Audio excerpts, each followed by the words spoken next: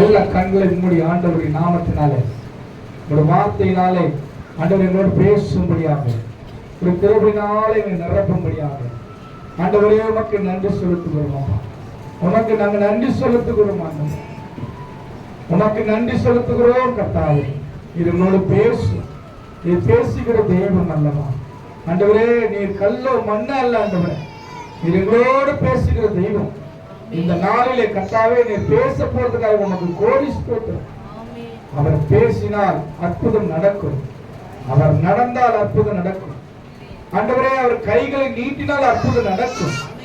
ஆண்டவரே நீர் தொடும்போது அற்புதம் நடக்கும். ஆண்டவர் இதனால் உங்களுடைய வார்த்தையினால் எங்களோடு பேசும் இந்த பிள்ளைகளுக்கு கர்த்தாவை நீர் எடுத்து பேச போவதாக உமக்கு ஸ்தோத்திரம். தொடர்ந்து ஒப்புக் கொடுக்கிறோம். துதி கனமகிமை உமக்கு செலுத்தி இயேசுவின் நாமத்தில் நாங்கள் வேண்டுகிற நல்ல பிதாவே, ஆமென் ஆமென். ஹல்லேலூயா ஹல்லேலூயா. கர்த்தருக்கு மகிமை உண்டாக. எடுத்து வாசிக்கலாம். எபேசியரின் புத்தகம் 1ஆம் அதிகாரம் 4ஆம் வசனத்திலே வாசிக்க கேட்போம். எபேசியர் 1ஆம் அதிகாரம் 4ஆம் வசனம்.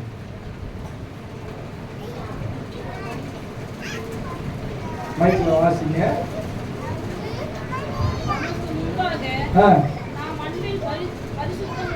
தமக்கு முன்பாக நாம் அன்பில் பரிசுத்தம் உள்ளவர்களும் குற்றமில்லாதவர்களா இருக்கிறது அவர் உலக தோற்றத்துக்கு முன்பே கிறிஸ்துவுக்குள் நம்மை தெரிந்து கொண்டபடியாக பிரியமானவர்களுக்கும் தமக்கு தந்தருளின நம்முடைய கிருபையின் மகிமை புகழ்ச்சிக்காக. ஹல்லேலூயா. இது வேதம் சொல்லுவது. நான் இன்னைக்கு எடுக்க போகிற பகுதி நாம் அன்பில் பரிசுத்தம் என்று சொல்லப்படுகிற ஒரு காரியத்தை குறித்து. ஒரு அன்பின் பரிசுத்தம் என்று சொன்னால் நாம் அன்பு காட்டுகளா இருக்கிறோமா? தேவனோடு புரிந்து கொள்கிற அன்பு. இயேசு உலகத்திலே அன்பு கூர்ந்தார். நம்ம மனுஷனிடத்திலே அன்பு கூர்ந்தார், பிதாவிடத்திலும் அன்பு கூர்ந்தார் என்று வேதம் சொல்லுகிறது. அவர் சொல்லுகிறார், பிதாவே நீரும் நானும் ஒன்றாய் இருக்கிறது போல இவர்களும் நம்மோட ஒன்றாய் இருக்கிற சீசர்களை பார்த்து ஆண்டவர் சொன்ன ஒரு வார்த்தை. இன்றைக்கு கவனிப்புங்க. இந்த வார்த்தை உலக தோற்றத்துக்கு முன்பதாக உங்களை என்ன பண்ணிருக்கிறார்? ஆண்டவர் தெரிந்து கொண்டிருக்கிறார் என்று வேதம் சொல்லுகிறது. அதுதான் அன்பின் பரிசுத்தம். நமக்குள்ளாக இந்த அன்பு, இந்த தேவ அன்பு நம்மை குறித்து சொல்லுகிறது. அவர் அன்பில் பரிசுத்தம் என்று சொல்லி. ஒருவேளை அன்பா இருக்கிறேன் என்று சொல்லுவாங்க, ஆனா கடைசியில் என்ன பண்ணுவாங்க? அன்பா இருக்கிறேன்னு சொல்லி அன்பை விட்டு விலகி ஓடுகிற நாட்கள் வந்தது. இயேசு கிறிஸ்து அவர் காட்டி கொடுக்கப்பட்டு அந்த ராத்திரியிலே எல்லாம் முடித்து அதுக்கப்புறம் என்ன பண்ணாராம்? கூட இருந்த ஆட்கள் எல்லாம் என்ன பண்ணினாங்க? அன்பா இருந்தவங்க, ஆண்டவரோடு ஊழியம் செய்தவங்க, தேவனோடு உறவாடினவங்க, சாப்பிடும் போதும் தூங்கும் போதும் கூட இருக்கும் போதும் ஊழியம் செய்யும் போதும் எவ்வளவு அன்பா இருந்தாங்க சீசர்கள். ஆனா கடைசியில அவரை பிடிக்க வந்த போது தேவன் அவரை பார்த்து சொல்கிறார், யாரை தேடுறீங்க அப்படின்னு கேட்கிறார். அவர் சொல்றாங்க, நாங்க நசராகிய இயேசுவை தேடுறோம் அப்படின்னாங்க. அப்ப ஆண்டவர் சொல்றாரு, அது நான் தான். ஹல்லேலூயா. ஒரு மரணத்துக்கு போறது கூட அவர் என்ன பண்ணாரு? மரணம் அவரை சந்திக்கவில்லையா, மரணத்தை இவர் தான் சந்தித்தார். அப்படிப்பட்ட ஒரு அன்பு. ஏன் என்று சொன்னால், பிதா தன்னுடைய குமாரன் இடத்துல வைத்திருக்கிற அந்த அன்பை, இயேசு கிறிஸ்து பிதாவிடத்துல வைத்திருக்கிற அந்த அன்பை, ரெண்டு பேருக்குள்ள அந்த உறவு அவர் சொல்லிட்டாரு. பிதாவானவர் சொல்லிட்டாரு, நான் பாடுகளும் உபத்திரவம் பட வேணும்னு சொல்லிட்டு. இதுக்கு முன்பதாக தீர்க்க தரிசனமாக சொல்லப்பட்ட வார்த்தைகளும் சொல்லப்பட்டிருக்கிறது. இதுல நான் என்ன பண்ணுவேன்? இதுல நான் பங்கெடுப்பேன் என்று சொல்லி இயேசு என்ன பண்ணலாம்? தன் மரணத்தை ஏற்றுக்கொண்டான்.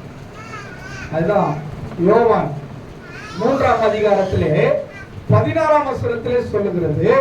யோவான் 3:16 தேவன் தம்முடைய ஒரே பேரான குமாரனை விசுவாசிக்கிறவன் எவனோ அவன் கெட்டு போகாமல் நித்திய ஜீவனை அடைவதற்கு அவரை தந்தருளி எவ்வளவாய் உலகத்திலே அன்பு கூர்ந்தார்னா தன்னுடைய மரணத்தின் மூலமாக, அல்லேலூயா, மரணத்தின் மூலமாக அவர் அன்பு கூர்ந்தார். ஏன்னா உங்களையும் என்னையும் தேர்ந்தெடுக்கும்படியாக அவர் சொல்லுகிறார். எபேசியர் 1ஆம் அதிகாரத்தில் 4ஆம் வசனத்தில் சொல்லப்பட்ட வார்த்தை, உங்களை உலக தோற்றத்துக்கு முன்பதாக என்ன பண்ணிருக்கிறார், உங்களை தெரிந்து கொண்டிருக்கிறேன். நீங்கள் தாயின் கருவற்றிலே இருக்கும் பொழுது இதுக்கு முன்பதாகவே அவர் தெரிந்து கொண்டிருக்கிறார். நீங்க உருவாகிறதுக்கு முன்பதாக இப்படிப்பட்ட ஒரு பிள்ளை பிறக்கும், ஒரு மகளாய் பிறப்பால், ஒரு மகனாய் பிறப்பால் என்று சொல்லி உலக தோற்றத்துக்கு முன்பதாக நம்ம என்ன பண்றோம், ஒரு தாயுடைய வயிற்றிலே அவர் தெரிந்து கொண்டிருக்கிறார். அதுதான் அன்பின் பரிசுத்தம். அந்த பரிசுத்தமானது பரிசுத்தமாய் வாழ்றதுக்காக தான் நம்ம உலகத்துல எவ்வளோ பாடுகள் உபத்திரவங்கள். உண்மையா நம்ம தான் பரிசுத்தமா வாழ்றதுக்கு கொஞ்சம் கூட என்ன பண்ணல, கொஞ்சம் கூட நம்ம எப்படி இல்ல முயற்சி பண்ணணும், பண்ண முடியல. ஏதாவது ஒரு காரியம், ஏதாவது ஒரு விஷயத்த சொல்லும் பொழுது ஏதாவது ஒரு கோபம் வந்துடும், அதுவும் பரிசுத்தம் போயிடும். நம்ம நல்லா பேசுவோம், நல்லா பழகுவோம், அவங்களும் நம்ம புரிஞ்சு கொள்ள மாட்டாங்க. ஆனா நம்ம என்ன பண்ணாங்க, கோபப்படுத்துற மாதிரி பேசுவாங்க. சில நேரத்தில் நம்மளும் கோபப்படுத்திட்டு வந்துருவோம்.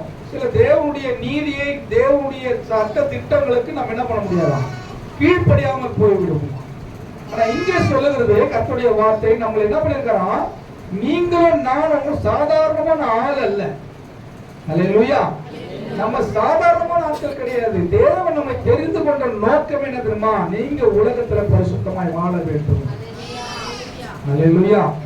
நீங்களும் நானும் பரிசுத்த வாழ்க்கை வாழ வேண்டும் என்று சொல்லித்தான் உங்களையும் என்னையும் என்ன பண்ணிருக்கிறார், தெரிந்திருக்கிறார். அவர் தெரிந்திருக்கிறார். எப்படி தெரிந்தாரா, உலக தோற்றத்துக்கு முன்பதாக உங்களுக்கு தெரிந்து கொண்டிருக்கிறார். நம்மளை என்ன பண்ணலாம், புகழ்ச்சியோடு வைத்திருக்கிறார்.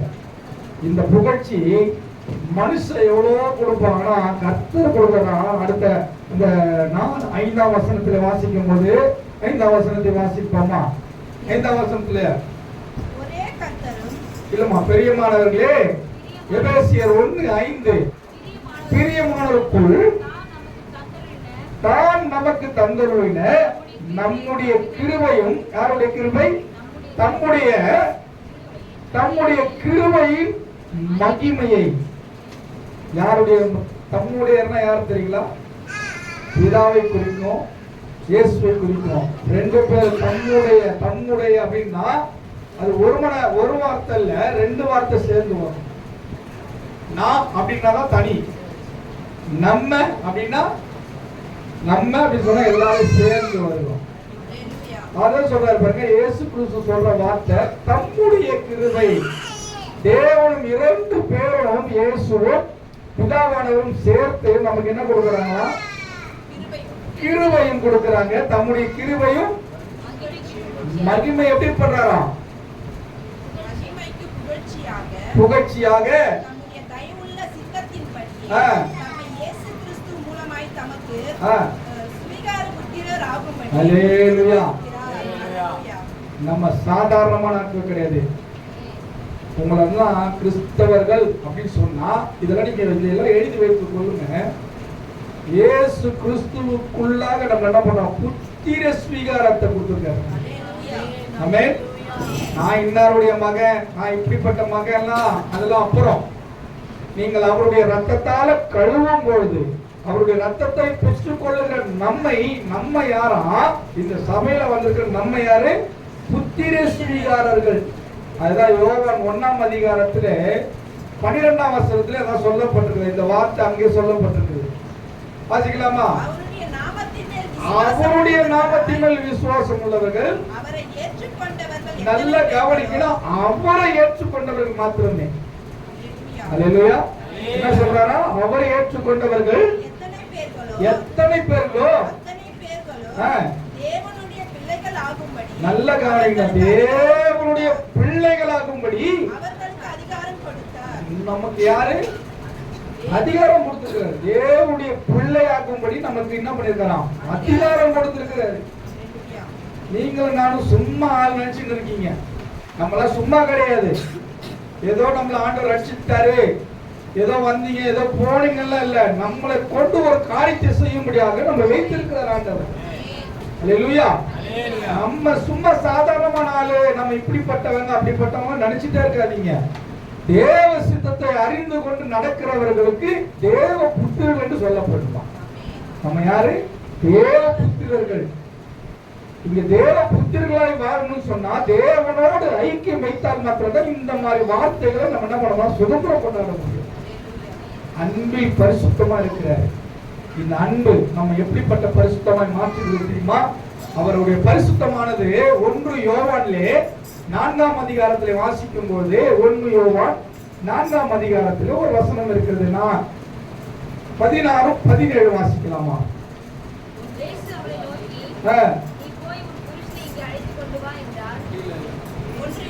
1 யோவான் 4ஆம் அதிகாரம் 16ஆம் வசனம் 17ஆம் வசனம் 16 17.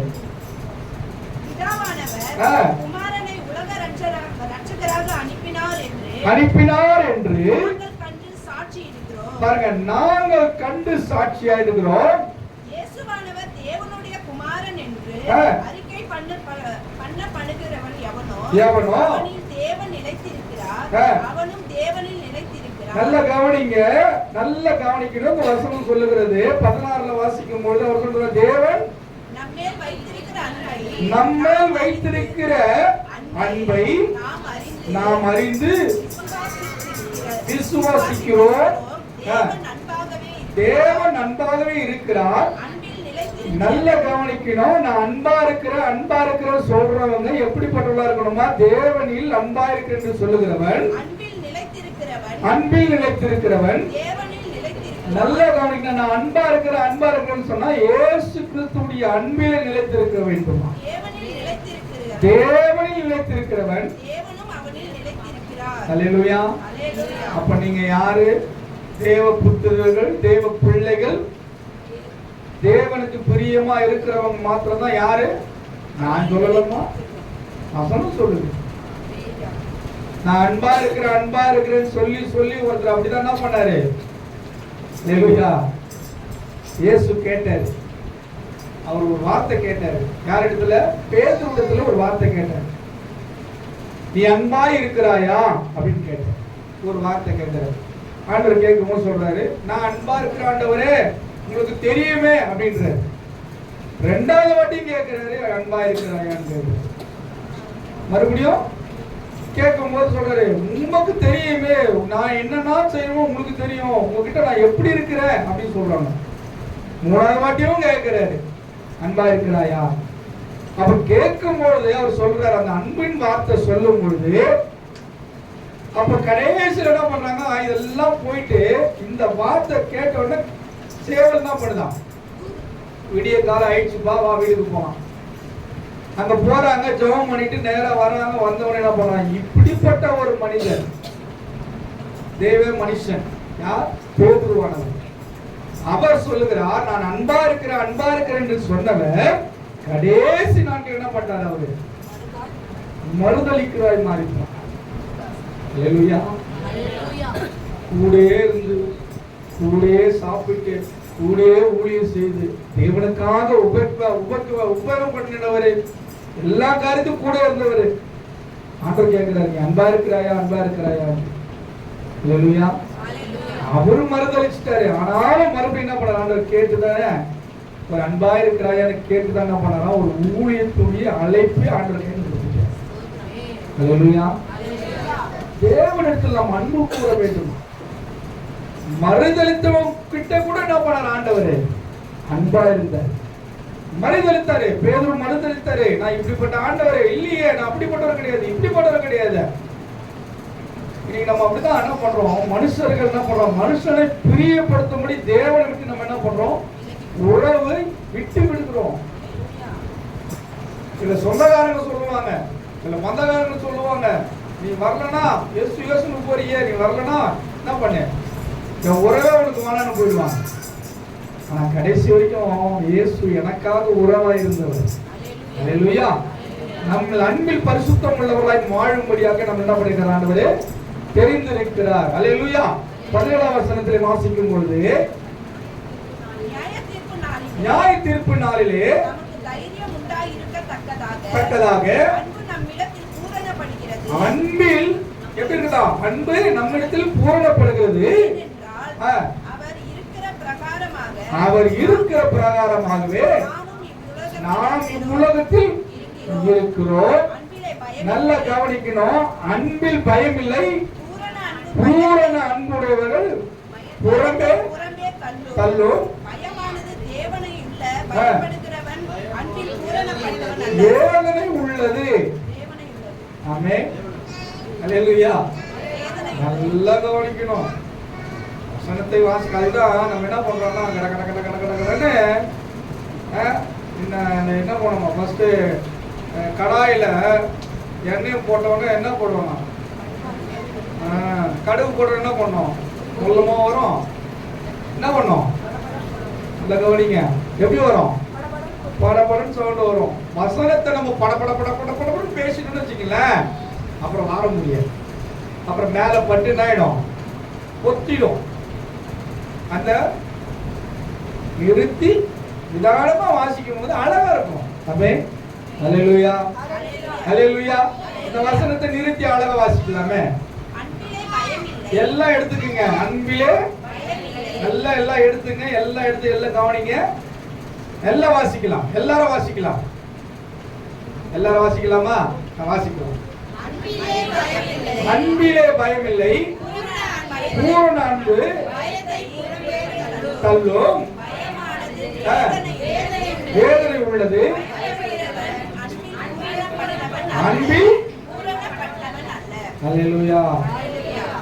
நல்லா கவனிக்கணும். நான் அன்பா இருக்கிறேன் ஆண்டவர்கிட்ட சொல்லிட்டு நம்ம என்ன பண்ணலாம்? அன்பா இல்லாதவன் பூரணம் அன்பு இல்லாதவனா இருப்பான். கர்த்தரிடத்துல அன்பா இருக்கிறேன்னு சொன்னா சபைக்கு ஒழுங்கா ஓடி வந்துடும். ஆமென். 7 மணிக்கு ஆராதனைன்னு சொன்னா எத்தனை மணிக்கு வருவோம்? 7:30 மணிக்கு தான் வந்தா தான் நான் தேவனுக்கு அன்பு கூறுவேன்னு சொன்னேன்னா அர்த்தம். எப்படி இருக்கும்? அன்பு நான் கர்த்தர அன்பு செலுத்த ஓடி வரேன்னா எத்தனை மணிக்கு ஓடி வருவேன்? அல்லேலூயா. வர வர நமக்கு தான் ஆசீர்வாதம். கற்றுக்கொள்கிற ஆசீர்வாதம், கீழ்ப்படிதல் ஆசீர்வாதம். இதெல்லாம் ஒரு பெரிய ஒரு பிளஸிங். இதெல்லாம் அவங்களுக்குலாம் நினைச்சுக்கிட்டு இருக்கீங்க. இதெல்லாம் ஒரு சின்ன சின்ன காரியத்துல நம்ம தவறும் போது நம்ம குடும்பத்துல பிரச்சனைகள் உண்டாகிறது, போராட்டங்கள் உண்டாகிறது. ஒரு இடத்துக்கு போறோம்னு சொன்னா ஒரு காரியங்கள் செய்யறேன்னு சொன்னா அந்த இடத்துக்கு போறோம். அந்த டைம் கொடுக்குறாங்க உங்களுக்கு. அந்த டைமுக்குள்ள நீங்க போறோம்னா பார்க்க முடியுமா? பார்க்க முடியுமா? முடியாது. அவங்க என்ன பண்ணுவாங்க? அடுத்த ஆளை அனுப்புவாங்க. இப்ப நிறைய பேர் ஹாஸ்பிட்டலுக்கு போறதுக்குள்ள இப்ப கியூல நிக்கிறது இல்லை. இப்போ முன்ன மாதிரி இப்ப அந்த பெரிய டாக்டர் எல்லாம் பாக்கிறதுல கியூல நிக்கிறது இல்லை. என்ன பண்றாங்க? நேரா போயிட்டு அப்பாயின்மெண்ட் வாங்குறாங்க. எப்போ வருவீங்க? ஒரு ஷெட்யூல் போட்டுறாங்க. ஒரு நோட்டை எடுத்து அந்த அம்மா என்ன பண்ணுவாங்க? ஒரு டோக்கனை கையில கொடுத்துட்டு நீங்க இந்த டைமுக்குள்ள வாங்க, இந்த டைமுக்குள்ள நீங்க வாங்க, இந்த டைமுக்குள்ள நீங்க வந்தீங்கன்னா அவரை பார்க்கலாம். ஒவ்வொருத்தர் அவர் வரல என்ன ஒண்ணு இன்னொருத்தர் என்ன பண்ணுவாங்க? டக்குனு இன்னொருத்தர் அனுப்பிச்சு விட்டுருவாங்க. ஆனா அன்னைக்கு பார்த்தா அன்னைக்கு ஷெட்யூல் என்ன பண்ணுவாங்க? மறுபடியும் அவரை பார்க்க மாட்டாங்க. பார்த்துருக்கீங்களா? இதோட நாளைக்கு தான் அப்பாயின்மெண்ட் கொடுப்பாங்க அவருக்கு. டாக்டரு நாளைக்கு வந்து திருப்பி இதே டைமுக்கு நீங்க நாளைக்கு வாங்கன்னு. ஒண்ணுமே இல்லாத காரியத்துக்கு என்ன பண்றோம்? காரியத்துக்கு அப்பாயின்மெண்ட் வாங்கிட்டு போறோம். ஆனா தேவன் அன்பா இருக்கிறதுனால தான் அவரை நம்ம என்ன பண்றோம்? சாக்கு போக்கு சொல்லிட்டு நம்ம என்ன பண்றோம்? நமக்கு வர ஆசீர்வாதம் தடை பண்ணி கொண்டிருக்கிறோம். அல்லேலூயா. அல்லேலூயா. ஆசீர்வாதம் என்ன நினைச்சுக்கிறீங்க? ஏதோ பணம், பொருள், வீடு, ஆஸ்தி, காரு, பங்களா நினைச்சுக்கிறீங்களா? கீழ்ப்படிதல் ஆசீர்வாதம். ஆமென். நான் தான் சொல்லுவேன், கீழ்ப்படிய உன்னை தேடி வரும். வேதம் சொல்லுகிறது மத்திய சுவிசேஷம் 6ஆம் அதிகாரத்திலே 33ஆம் வசனத்தில் அதான் சொல்லுது. முதலாவது ராஜ்யத்தையும் நீதியும் தேடுங்கள், அப்பொழுது இவைகள் எல்லாம் என்ன பண்ணுமா? நீங்க என்ன நினைக்கிறீங்களோ, என்ன வேணுமோ முதல்ல தேவனுடைய ராஜ்யத்தை தேடணும். இல்லையா? இயேசு இந்த உலகத்துக்கு வந்து முதல் சொன்னாரு. என்ன சொன்னாரு? பரலோக ராஜ்யம் சமீபமா இருக்குதுன்னு சொன்னாரு. இதுதாங்க தேவ சித்தத்தை செய்யணும். அதனால்தான் பிதாவானவரும் இயேசு கிறிஸ்து ஒன்னா இருக்கிறதுக்கு காரணம் என்ன தெரியுங்களா? எப்பவுமே அவருடைய வார்த்தைக்கு செவி கொடுத்துட்டே இருப்பாங்க. அல்லேலூயா. ஆண்டவருடைய வார்த்தை செவி கொடுத்துட்டே கேட்பாராம், எப்பவுமே கேட்டுட்டு இருப்பாராம். அது கேட்க கேட்க தான் அவர் ஊழியத்தை நிறைவேற்றினார் ஆண்டவர். தேவ வார்த்தையை கேட்க கேட்க தான் நம்ம என்ன பண்ணுவோம்? அவருடைய ஊழியத்தை நிறைவேற்றுவதாய் மாறுவோம். ஆமென். அல்லேலூயா. அதே போல நம்ம ஆண்டவருடைய வார்த்தையை நம்ம கேட்க கேட்க கேட்க தான் அவருடைய வார்த்தையை கேட்டு அவர் சொல்லுகிற பிரகாரம் நம்ம நடக்கும் பொழுதுதான் நமக்குள்ள தேவனுக்கும் நமக்குள்ள ஒரு அந்த அன்பு ஐக்கியம் இருந்தால் மாத்திரம்தான் என்ன சொன்னாலும் கேட்கப்படும். அல்லேலூயா. அல்லேலூயா. நம்ம எப்படி நடக்கணும் அவர் சொல்லி கொடுக்கிறார், எப்படி நடக்கணும்னு சொல்லி. ஆமென். ஒரு வசனத்தை வாசிக்கலாம். மத்தேயு சுவிசேஷத்திலே 5ஆம் அதிகாரத்திலே 48ஆம் வசனத்தை வாசிக்கலாமா? மத்தேயு சுவிசேஷம் 5ஆம் அதிகாரம் 48ஆம் வசனம். பரலோகத்தில் இருக்கிறவர்கள் பிதா பூரண சற்குணராய் இருக்கிறபடினால் நீங்களும் பூரண சற்குணராய் இருக்க கடவீர்கள். அல்லேலூயா. நல்லா கவனிக்கணுங்க. பூரணம் என்ன தெரியுங்களா? பூரணம். மறுபடியும் வாசிங்க. ஆகையால் பரலோகத்தில் இருக்கிற உங்கள் பிதா பூரண சற்குணராய் என் பிதாவானவர் எப்படி இருக்கிறாரா? பூரண சற்குணர் என்று சொல்லப்பட்டிருக்கிறார். பூரணனா முழுமையானது. சாதா சும்மா கொஞ்சம் அப்படி இப்படி இல்ல. செதுக்கிறது, ஒரு சிலையை செதுக்கும் போதெல்லாம் சாதாரணமா சிலைக்கிட்டு நாளை காலைல செதுக்கிறது இப்படிலாம் கிடையாது. ஒரு இடத்துல ஏதாவது ஒரு குறை இருக்கும். ஆனா பிதாவானவர் அப்படி கிடையாது, பூரணமா இருக்கிறாரா. எல்லாமே தெரியும் அவருக்கு. நீங்க நாளைக்கு என்ன நினைக்கிறீங்க, இப்ப என்ன நினைச்சிட்டு இருக்கீங்க, நீங்க என்ன இப்ப பேச போறீங்கன்னு எல்லாமே அவருக்கு தெரியும். அல்லேலூயா. நான் இப்ப பேசிட்டு இருந்தா கூட நான் உள்ளுக்குள்ள நான் என்ன நினைக்கிறேன்னு அவர் பார்த்துட்டு இருப்பாரு. நான் பிரசங்கம் பண்ணி கொண்டு இருந்தா கூட பிரசங்கத்தை காட்டிலும் என் உள்ளத்தில் இருக்கிற இருதயத்தில் இருக்கிறத என்ன பண்ணுவாரு அவரு? அறிந்து கொண்டிருப்பாரு. அதுக்கப்புறம் நீ என்ன பேச போறன்னு அவருக்கு தெரியும். அதுக்கப்புறம் நீ என்ன நடக்க போறன்னு தெரியும். இதை விட்டுட்டு இங்க முடிச்சிட்டு இது கீழே இறங்கி நீ என்ன பண்ண போறன்னு அவருக்கு தெரியும். அல்லேலூயா. நம்ம அறிந்திருக்கிறாரு. உலக தோற்றத்துக்கு நம்ம அறிந்திருக்கிறார் ஆண்டவர். ஏன் அறிந்திருக்கிறாருன்னா அவர் பூரணமா இருக்கிறது போல நம்ம என்ன பண்ணாரு ஆண்டவர்? நம்மளையும் பூரணமாய் மாற்றி தான் நம்ம பரலோகம் போகிறோம். ஆமென். அல்லேலூயா. சும்மா பரலோகம் போறது, பரலோகம் போயிடலாம் எப்படியாவது போயிடலாம் போக முடியாது. நீங்க நினைச்சிட்டு இருக்கீங்க பரலோகம் போயிடலாம் நினைக்கிறீங்க. பரலோகத்துக்கு போனா அவர் அங்க பூரணமா இருக்கிறாரு பரலோகத்துல. ஆமென். அல்லேலூயா. ஆண்டவர் ஒரு காரியத்தை சொல்லுவார் நமக்கு, இது செய்து தவறு, இது திருத்திக்கோ, இதை கரெக்ட் பண்ணிக்கோ, உன்னால முடியாது ஆனா நான் உனக்கு உதவி செய்யறேன். ஆண்டவர் சொல்றாரு, உனக்கு நான் உதவி செய்யறேன், நீ தப்பு பண்ணிட்டப்பா, அந்த தப்பு என்ன பண்ணாத, மறுபடியும் செய்யாத, நீ அதுல இருந்து மீண்டு வந்துருன்னு ஆண்டவர்.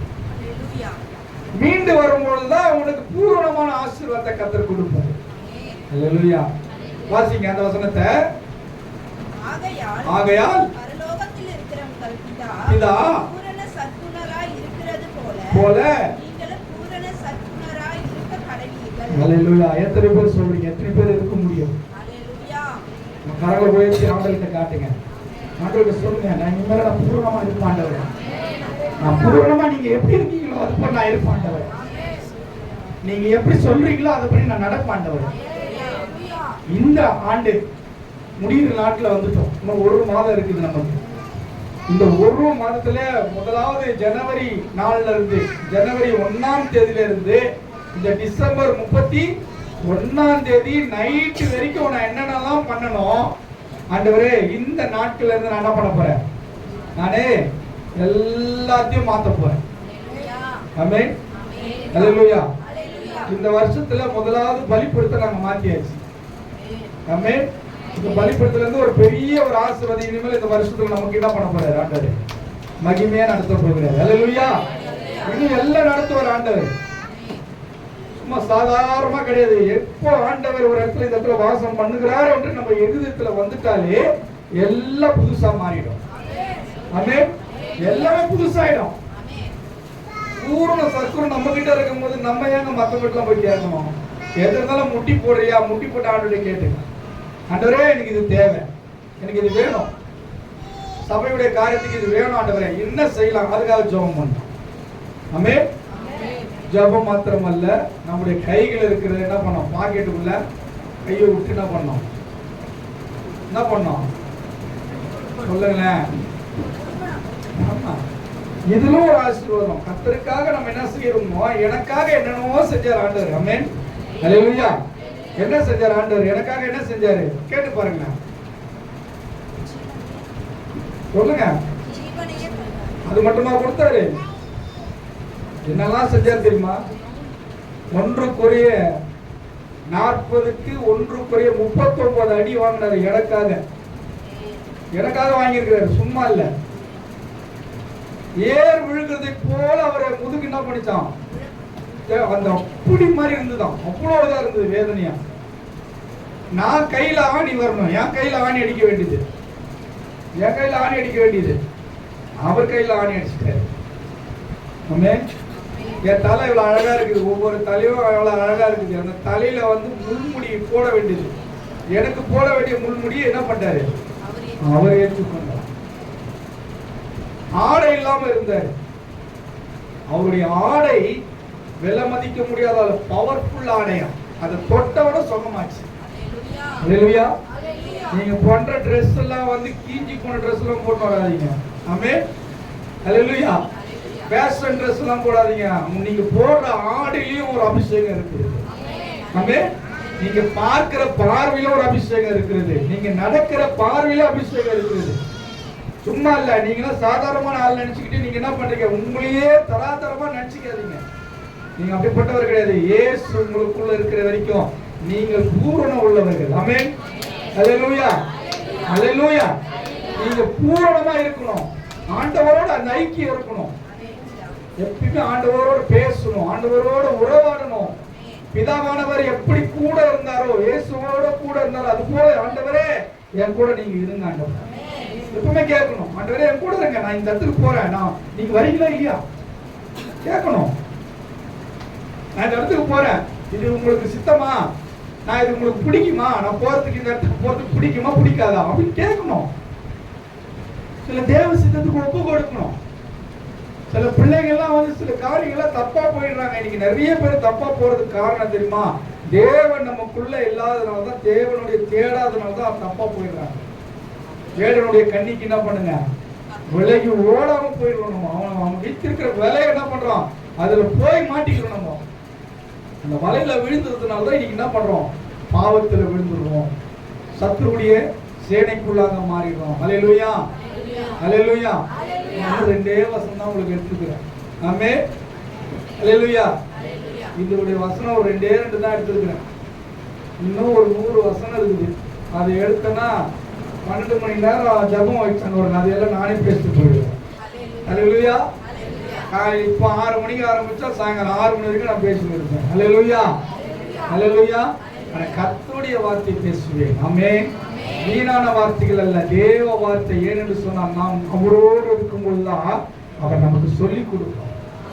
நான் இன்னி வரைக்கும் சொல்றேங்க, நான் 33 ஆண்டுகள், இப்போ 34 35 வச்சுங்களேன், இது வரைக்கும் நான் கையில் எடுத்து பார்க்குற ஊழியம் செய்யல. நான் தூசி அளவு கூட நான் ஊழியம் செய்யல. ஆமென். என்ன பண்ணிட்டு இருக்கிறோம், இன்னும் அதை எனக்குள்ள கேட்டே இருப்பேன், நான் இன்னும் ஊழியம் செஞ்சுருக்கிறேன் ஆண்டவரே. நீங்க எனக்காக 3 ஆண்டுகள் எனக்காக எவ்வளவு பாடுகள் பட்டீங்க, ஊழியம் நீங்க செய்த ஊழியம் மாதிரி நான் செய்யல ஆண்டவரே. ஆமென். நீங்க செய்த மாதிரி நான் செய்யல ஆண்டவரே. பேய் ஓடுது, பிசாசு, அதெல்லாம் ஒரு பக்கம், எல்லாம் ஓடும். நாங்களாம் ஜெபம் பண்ண எல்லாம் ஓடும். ஆமென். ஹல்லேலூயா. எல்லாம் ஓடும். ஆனாலும் இன்னும் ஆண்டவர் ஊழியம் செய்யல, இன்னும் ஊழியம் செய்யல ஆண்டவரே, சரியா ஊழியம் செய்யல ஆண்டவரே. கரெக்டா உங்களுக்கு பிரியமான ஊழியம் செஞ்சிருக்கிறேன் நானே. ஆமென். ஏன்னா உங்களுக்கு பிரியமா நான் நடந்து கொள்றதா தான் ஊழியம். உமக்கு பிரியமா நடக்கிறனா. ஆமென். அத ஒரு பக்தன் பாடினார். எப்படி பாடினாரு, உமக்கு பிரியமானதை செய்ய எனக்கு கற்றுத் தாரும் தெய்வமே, உமக்கு பிரியமானதை செய்ய எனக்கு கற்றுத் தாரும் தெய்வமே.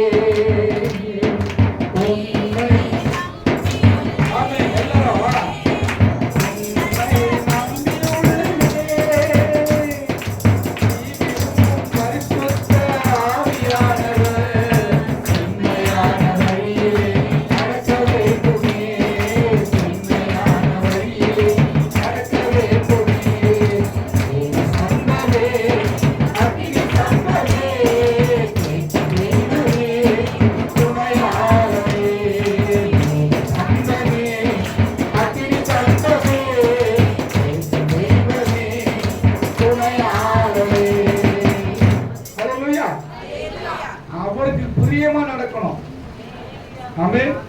அதான் சொல்ற ஆவியானவர் கூட இருக்கிறார். அவரும் அந்த பக்தர் பண்ணாரு. எங்களுக்குள்ளே நம்ம வாசம் செஞ்சாதான் நம்ம ஒழுங்கா நடக்க முடியும். அல்லேலூயா. எங்க செல்ல வேணும், என்ன சொல்லணும், வழி நடத்துறது நீங்க தான். அவரை மட்டும் பிடிச்சினா போதும். அன்பில் பரிசுத்தமாய் வாழ வேண்டும். அல்லேலூயா. அன்பா இருந்தாலே போதுங்க. அன்பா இருக்கிற எல்லாம் ஒரு பக்கம். அவங்க அன்பா இருக்கிற நம்ம பார்த்தோம். பேதுரு அப்படிதான் அன்பா இருக்கிற சொல்றாங்க. ஆனா அன்பில் பரிசுத்தமான ஒரு வார்த்தை வந்தது. என்னை நேசிக்கிறாயா, என்னில் அன்பா இருக்கிறாயா ஆண்டவர் கேட்டார் பாருங்க. 3 வாட்டி கேட்டார். அதுதான் அந்த பரிசுத்த ஆவியானவர் உள்ள வந்து அவரோடு பேசும்போதுதான் மனம் மாறினாங்க. நம்ம மாறுவோமா, மாற மாட்டோமா? எத்தனை பேர் மாற போறீங்க இந்த ஆண்டுல? இதோட ஏற கட்டுறேன். ஆமென். இந்த வருஷத்துக்குள்ளாக நான் எல்லாத்தையும் என்ன பண்றேன்? கோபம், வைராக்கியம். கலாத்தியர் 5:19 நீங்க வாசிக்க பாத்தீங்கன்னா, இந்த 19ஆம் வசனத்தை வாசிக்கும் போது பாத்தீங்கன்னா அதுல இருக்குது 17 விதமான பிசாசு என்னை விட்டு போனோம் ஆண்டவரே சொல்லுங்க. கடைசியா வாசிச்சது முடிச்சிடலாமா? கலாத்தியர் 5:19. கலாத்தியர் 5:19 எல்லாரும் எடுத்துக்கங்க. இது எல்லாருக்கும் ஒரு பூஸ்ட். இது மாம்சத்தின் கிரியை அவன நல்ல கவனிக்க வெளியரங்கமா இருக்கிறேன். அவையாவன 1 2 3 4 5 6 7 8 9 10 11 12 13 14 15 16 17. அல்லேலூயா. அல்லேலூயா. இதுல ஏதாவது ஒண்ணு உங்ககிட்ட இல்லைன்னா நல்லா இருக்கு. ஆமென். உண்மையா இல்லையா? உண்மையா இல்லையா? 17 விதமான இதுல வந்து சட்ட திட்டங்கள் நமக்கு ஆண்டவர் கொடுக்கிற 10 கற்பனை கொடுத்துக்கிறார் ஆண்டவர். ஆமென். அல்லேலூயா. ஆனா அந்த 10 கற்பனை கடைபிடித்து இதையும் நம்ம கடைபிடிக்கும் போது தான் கர்த்தர் என்ன பண்ணுவாராம் நம்மளை. அல்லேலூயா. அதுக்கு அடுத்த வார்த்தை நீங்க வாசிச்சீங்கன்னா தெரியும். அதுக்கு அப்புறம் தான் இதெல்லாம் வரும். பட்டவைகளை செய்கிறவர்கள் தேவனுடைய ராஜ்யத்தை சுதந்தரிப்பதில்லை என்று அல்லேலூயா நான் சொன்னது போல இப்பொழுது உங்களுக்கு சொல்லுகிறேன். கர்த்தருக்கு மகிமை உண்டாகட்டும். அன்பில் பரிசுத்தமா இருக்கணும்னு சொன்னா இல்ல போதுமா? இது அதுக்கப்புறம் நீங்க வீட்டுல போய் வாசிக்கிறீங்க. இது ஆவின் கனி. முதல்ல ஒரே வசனம் அன்பின் பரிசுத்தம் சொன்ன. ஆவின் கனியோ அன்பு. இந்த அன்பு உங்களுக்குள்ள வந்ததுன்னா 9 விதமான கனிகள் உங்களுக்குள்ள வந்தது. அல்லேலூயா. அல்லேலூயா. கர்த்தர் உங்களை ஆசீர்வதிப்பாங்க.